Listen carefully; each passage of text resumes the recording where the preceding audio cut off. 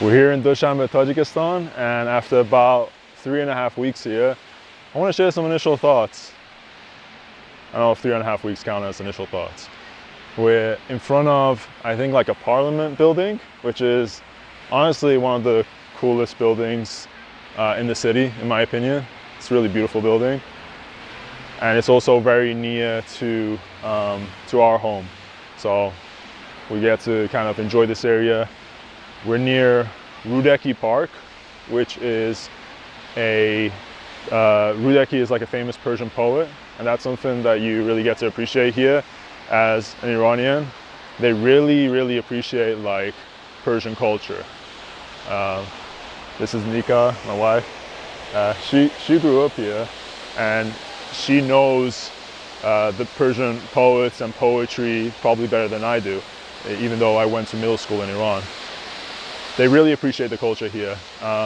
We're gonna cross the street and you'll see a statue of Ismail Samani, which is a Persian king that really, from my understanding, really revered kind of like Persian culture and revitalized it.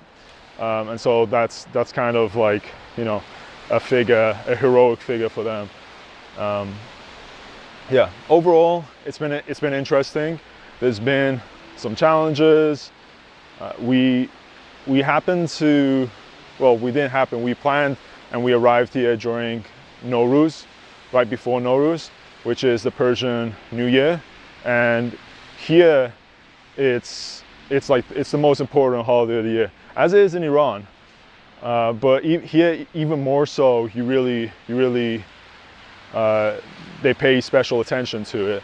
So there's big celebrations within Dushanbe, and then all of the towns nearby, villages nearby, will have their own celebrations, which is really nice. And we got to experience like a 4 a.m.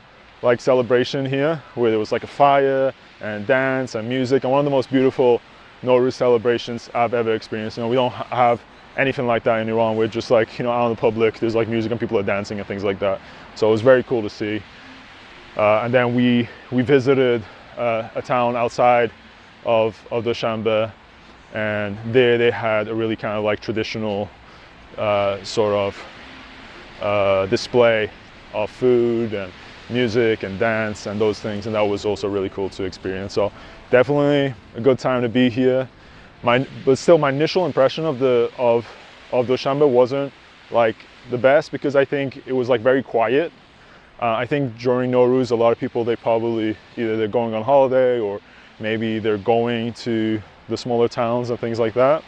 So I didn't really get to, it didn't really give me the sense of a lively city. But with the passing of time, that's changed a little bit.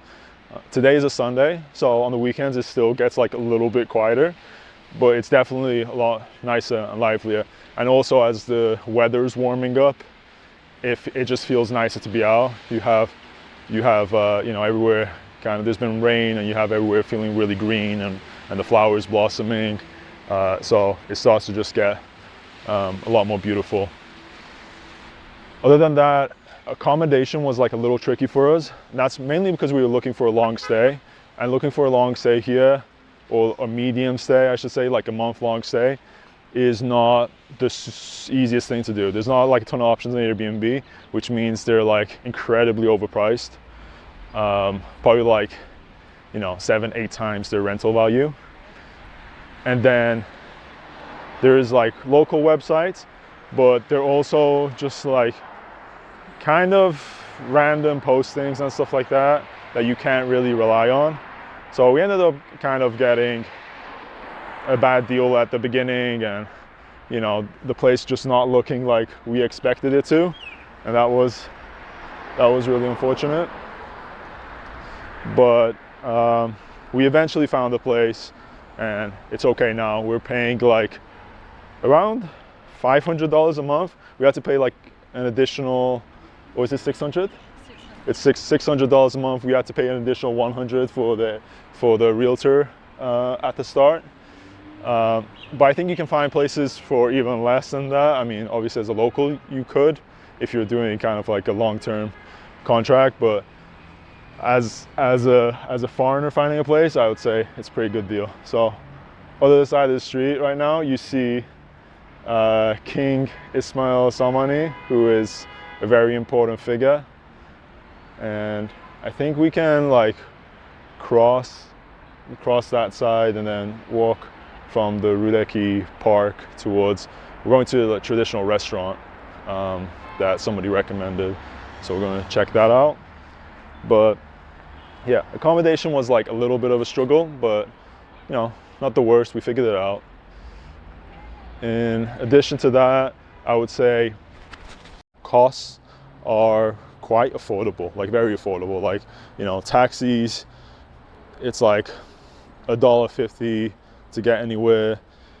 Obviously, when I talk about affordability, this should go without saying. Like, anytime you talk about affordability and you're like traveling, it's affordable relatively, right? So we're talking about like if you're earning outside of the local economy, because if you're earning inside the local economy, it's expensive everywhere. Everywhere in the world is expensive for locals, and that's true here as well.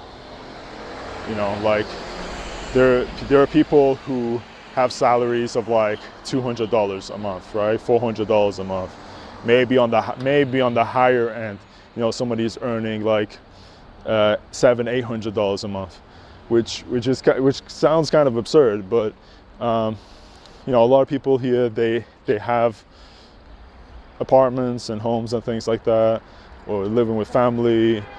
So in a lot of cases, I guess rent isn't really a factor because they have kind of like that passed down or provided for.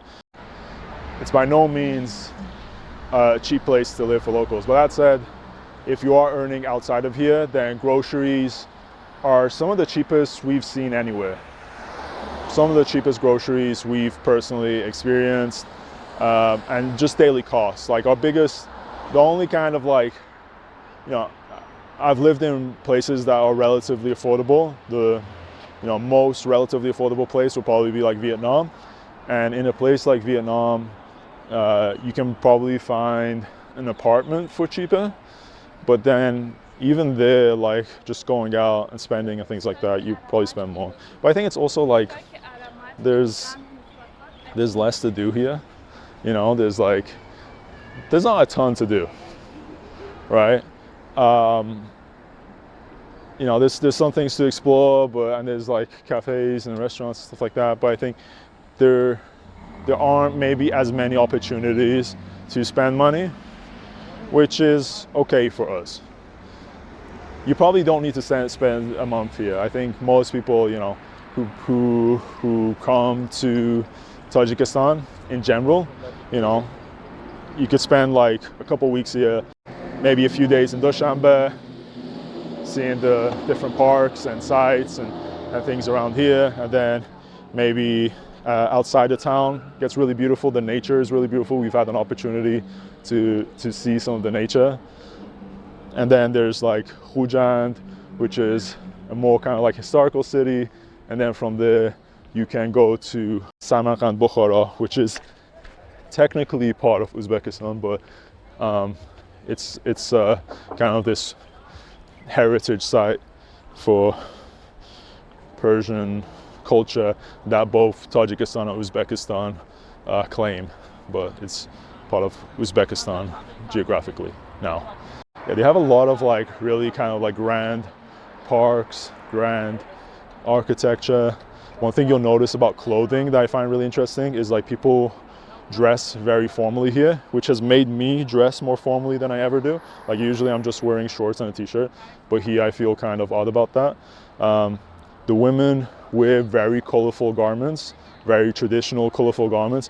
And I thought this was just a Norus thing, but this is a year-round normal for them. They're going out, wherever they're going, they dress really colorfully. The men also, they'll dress kind of like, you know, typical like Western formal, I would say. Like, you know, a lot of times they'll be wearing like suits and ties, and if not that, then pants. Like it's either like formal, kind of like casual, or formal, but it is a very formal sort of culture, and you kind of get that sense of like it feels like a free country in terms of like, you don't feel like the police care or the government care what you're doing. It's not a religious society. It's not a religious government, but it is kind of a conservative society a bit. But yeah, I mean, you know, you have people with hijab, you have people without hijab, you have people dressed kind of like looking kind of more conservative and less conservative, and everybody's free to do that. So that's kind of cool. This is like Ismail Samani kind of like park area, and then the other side is Rudeki Park. Library. There's the National Library over there, which we haven't had the opportunity to check out yet. It's also kind of a really big structure.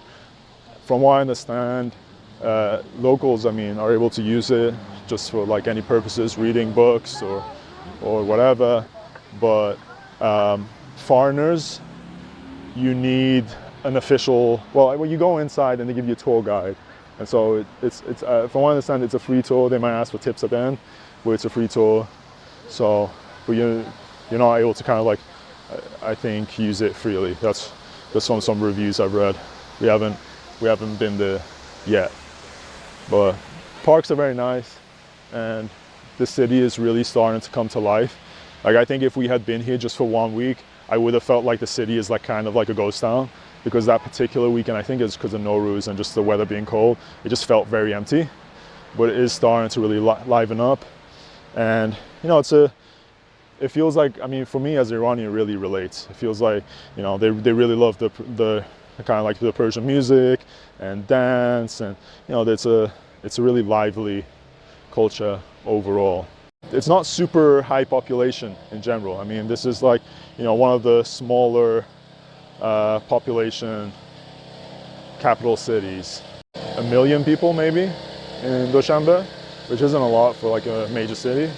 So here we're getting into the center of the park, and you have a statue of Rudeki, and over there you see like one of the biggest flags in the world, maybe like the second biggest.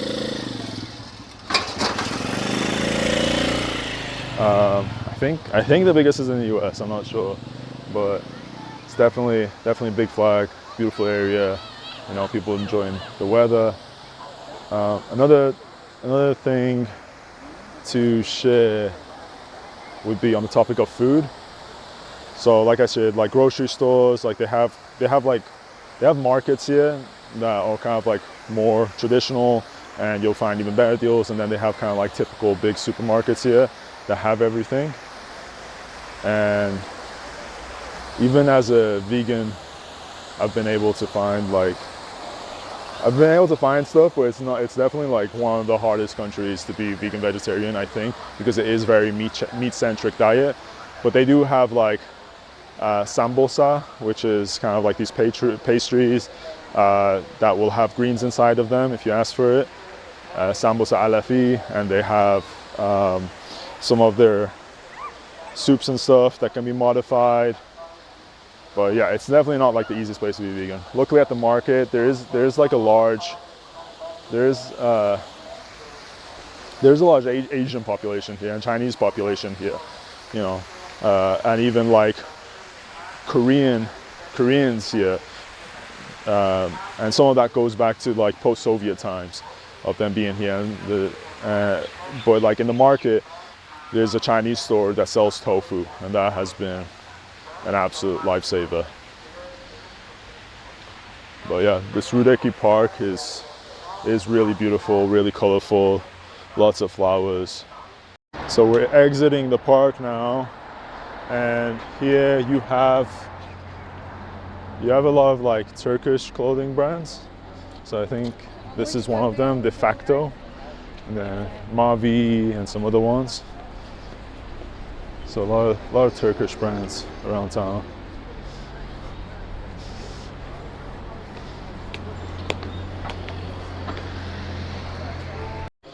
This full suit is $75.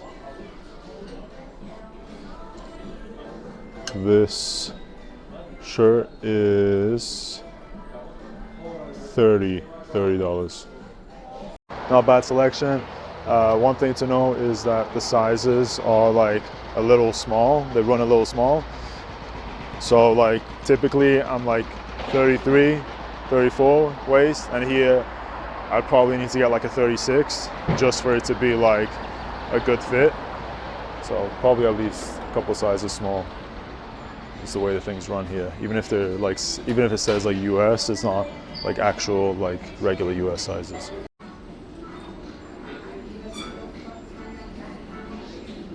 We're on our way now to the restaurant. So I'll take you along that path. The road closed off for construction, but I think we're at Borji Anushervan, and it looks like Chinor restaurant that we're going to is at the top. So we just made it to this shopping center, and it looks like our restaurant is going to be at the top of it. So we need to get through it here. We've got a cat meeting us at the door, and the manual escalator. This is advertisement for the restaurant we're going to. Heritage Food Traditions, Chinor. Ooh, looks nice. So, this place is cool.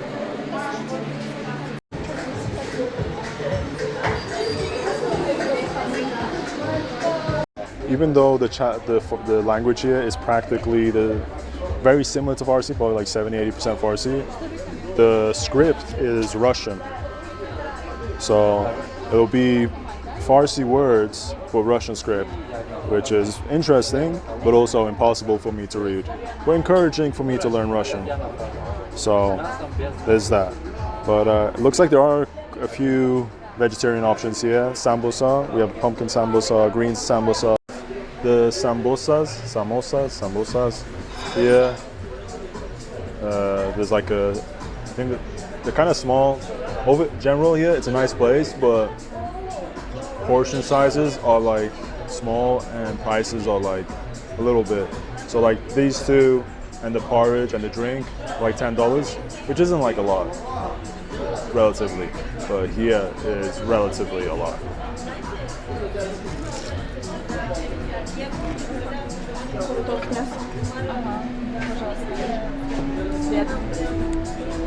Это бургал с мясом. Шашлык коробка. Приятного.